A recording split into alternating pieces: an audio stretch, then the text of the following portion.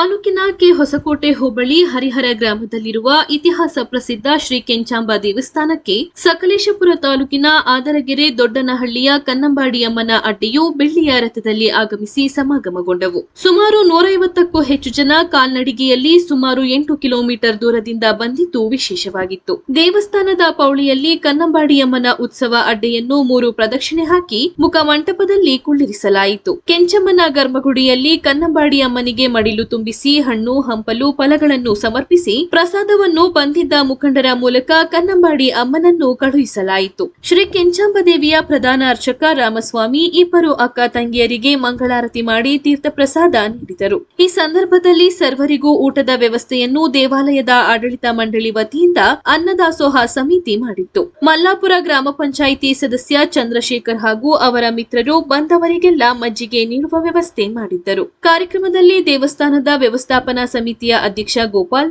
ಸಮಿತಿಯ ಸದಸ್ಯರು ಹಾಗೂ ಮತ್ತಿತರರು ಉಪಸ್ಥಿತರಿದ್ದರು.